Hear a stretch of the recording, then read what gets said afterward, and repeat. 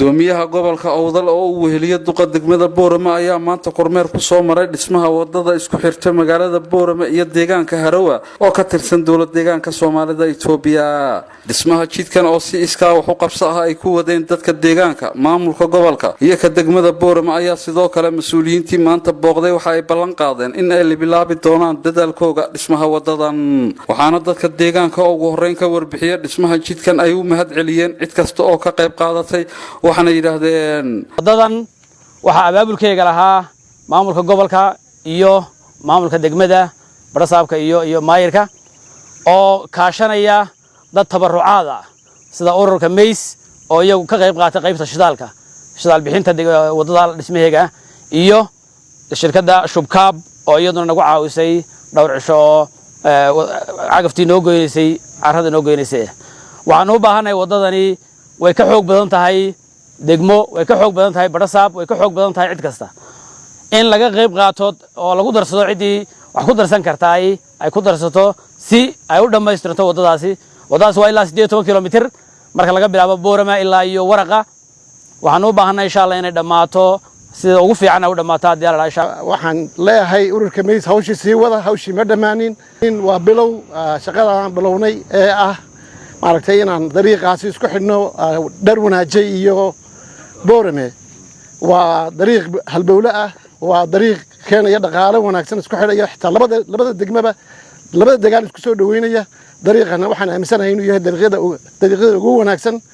sidoo kale maayirka degmada Boorama Maxamuud Sheekh Ibraahim iyo gudoomiyaha gobolka Awdal Cabdirashiid Xasan Mataan oo ugu dambeyn hadalka iska daba qaatay ayaa ugu baaqay bulshada Soomaaliland gaar ahaan kuwa gobolka Awdal qurba jooga in ay ka qayb qaataan dhamaystirka wadadan. waxaana hadaladoodii ka mid ahaa degmo kasta oo Boorama la saaranay Boorama ku xiranto caasimadii gobolka Awdalana gudoomiye waxay magaaleynaysaa magaalada, waxay isku xiraysaa gobolka intiisa kale.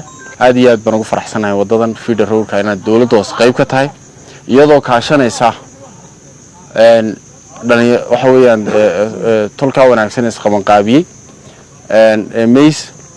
waxaan mar walba gudoomiye anaga ku shaqeynaynaa qorshaha qaran iyo adigu matalayso madaxweynaha gobolka aad ku matalayso iyo waxa weeyaan hogaankaaga. waxaan diyaar u nahay cid walba isoo awaawish anaga xataa hadana qorshahaba ugu jirin inaan wax la qabano diyaar baan u nahay oo wax ku darno. way horumarka anaga jecel. waxaan halkan uga baaqayaa dadweynaha reer Boorama iyo gobolkan Awdalba waxa aan caan ku ahay weligeed bana wax wada qabsano. waxa wada qabsiga wadooyinka wax lagu qaban karaa waxay u baahan tahay iskaashi. sadaqa jaariyadu maaha un masaajid, waa wadadana way ku baxaysaa. wadadani waa wadada la idin sheegay 12 kilomitir waa wado muhiim u ah dhaqaalaha degmada Boorama iyo Faafan ama Harawa intaba. waana bulshadeenu labada dhinac bulsho kala maaranta ma dariiqani waa dariiq lifeline ko la yiraahdo weeyaan ama dariiqada ay muhiim u tahay nolosha iyo isku xirka. horumarka weyn dariiqna horta ma jiro, isgaarsiin wax la yiraahdo dariiqa ugu horeeya.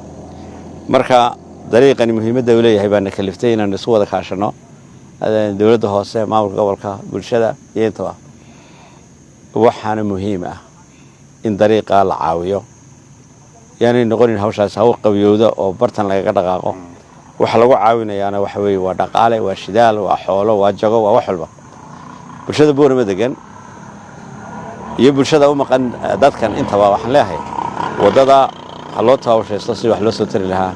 shaqadeedu way istaagaysaa, soconaysaa insha Allah taala. wax aynaan qabsanna cid qabanaysa ma jirto. marka taasa wax inoo ah, taasa akhiradeena wuxuu ah, taasa ifkeena wuxuu ah. waxaan leeyahay wadadan wax la soo taro cidii iskeed isu timaamushana waxay la soo xiriiri doontaa hadii Allah yiraahdo maamulka gobolka iyo ka degmada.